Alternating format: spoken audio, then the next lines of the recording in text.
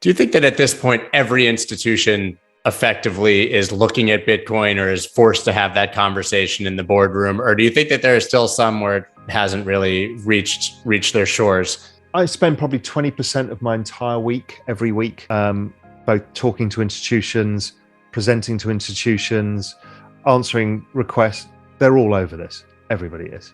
Everybody, if you talk to anybody from Galaxy to Lucre to any of these companies that see the onboarding, NYDIG, all they're seeing is wall-to-wall requests, incoming, onboarding. It takes a while. People don't understand that, for institutions to go, oh, well, we're going to buy Bitcoin.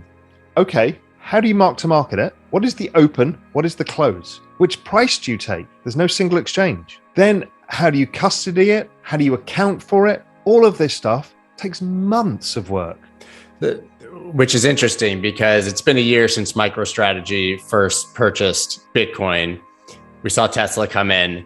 Then Michael Saylor hosted a meeting of 2,000 CFOs or representatives from companies. And there was this sentiment that by March or April, we would see 100 more companies adding Bitcoin to their treasury. And it didn't happen. Then obviously we saw the correction. People could argue that that's a reason that they didn't come in then. But do you think it's just a function of what you just described? It's going to take 6 months or a year, 18 months? It's a function of two things. For institutions, it's a function of what I talked about. It just takes time, right? There's a lot of people to get across the line and you need to appease a lot of people. For the corporations, it's how you account for it in GAAP accounting. This is the big problem, is you can only mark it down, you can't mark it up, and it has volatility in your quarterly earnings. So only people like Michael Saylor will accept it. Others won't. So everyone's trying to figure out, can we get GAAP accounting rules changed? Or if not, is there a vehicle that will be able to allow us to do it without putting it on the balance sheet? Is a way of having it off balance sheet. So that's why the corporations are slow. They want to do it. I've spoken to many, but they're like, these accounting rules, we don't know what to do. Saylor's a bit of a unicorn. I mean, he's in a position where he has enough control to make that move and has, I guess, the balls to say, if you're not on board, see ya. Right. But I don't think we're going to see many more companies adopt at that level. Right. I think we'll see more that do the 1% to 5%. When the rules change, it makes total sense. At that level, no, it doesn't make sense for companies because he's basically bet his whole company on this, and that's okay. But for Microsoft to do it, no. But they do manage a huge amount of cash, and it's a very good instrument for them. And we even had a paper commissioned at Real Vision about portfolio effects, and it's incredibly powerful. So they want to do it. It's just hard. So you mentioned the Pareto principle earlier, the 80-20 for the networks. Is that generally your view on how many of these coins in general will survive? I mean, we probably have 10,000 coins on CoinMarketCap at this point. I haven't looked, but what happens to most of these? Yeah, the 80-20 rule. I mean, this is like the dot-com boom. How many survive? Not that many. But, yes, it's okay to play with these small ones, but you need to know what you're doing, or just take a very small position and realize that you're hugely speculative. You're trading penny stocks and they can go bust at any time. Or you can build a proper portfolio and think about risk management and understand that not all of them will work as well as you want, but you're going to only get involved in the top 30 or 40 coins. And then you may take an individual bet because you particularly like Audius or something like that. That's okay. But, don't go looking for penny stocks to try and get rich, because it's proven that virtually nobody ever gets rich from penny stocks. Generally, they end up in prison or broke. That is absolutely true. And you sort of touched on the Wolf of Wall Street being a classic example. Yeah, absolutely. And so you talked about maybe next March as sort of a cycle top for Ethereum. Do you view either Bitcoin, Ethereum, or any of these assets as generational investments? Or is it still a trade where you're looking to exit at a cycle top? Well, you can trade a cycle, and that's okay. That doesn't mean you've cheated on your girlfriend. You can trade a cycle. If you want the dirty truth, you should never own Bitcoin. The actual truth is you should own alts or stablecoins, because when Bitcoin outperforms, it's generally when the markets are falling. And in which case, you shouldn't own Bitcoin. You should just own stablecoins. And when the markets are in a bull run, generally, the alts outperform, particularly the large alts, so like Ethereum. And therefore, at that point, you should own those. And maybe you should never own Bitcoin. Now, that's the extremity of the whole thing. So my view on this is, I think the space the market cap of the space goes up 100x from here over the next 10 years.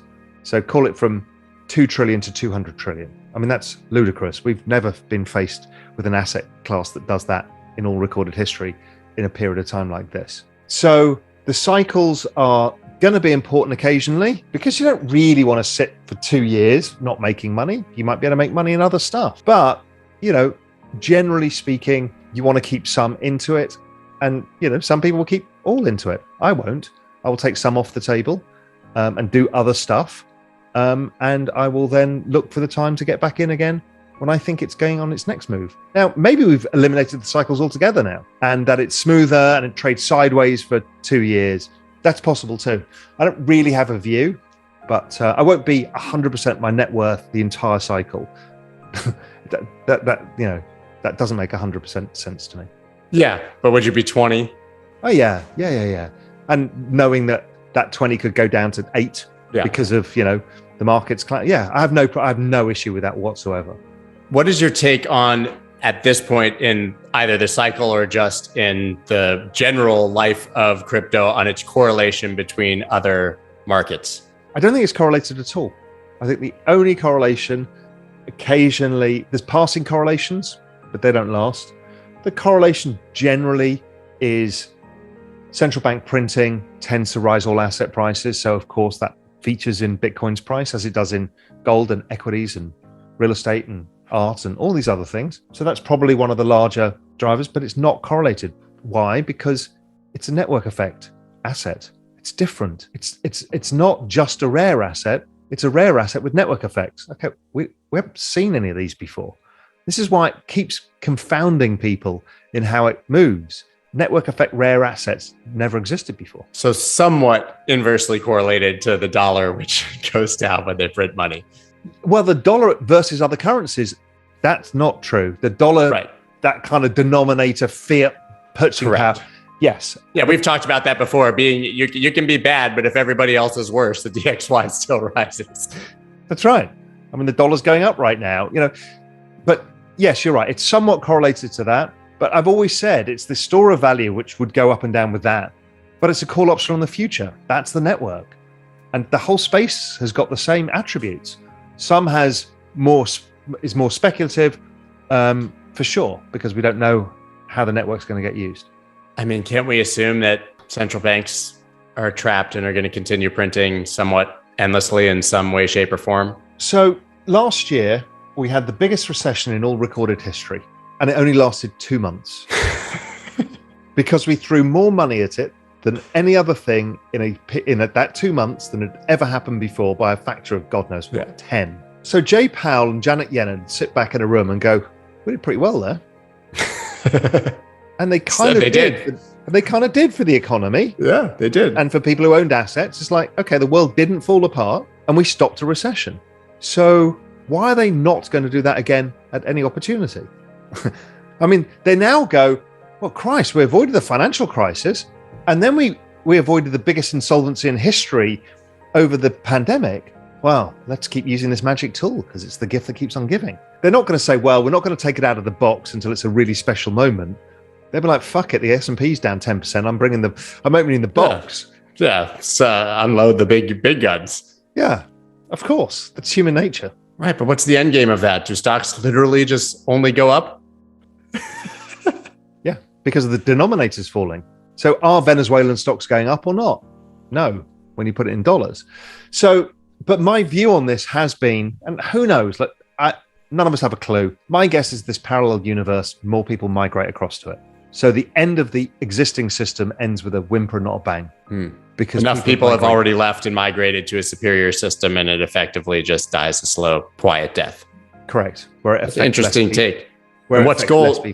And what's gold's role in that transition? I think gold will always play its role, and it will go up in value over time. It just doesn't have this call option effect, which is why, Peter Schiff gets angry because Bitcoin keeps going up versus gold. Yes, because it's gold plus. It's as simple as that. Gold will do its thing, and all of the people who've trusted in gold for millennia, it will still maintain its value.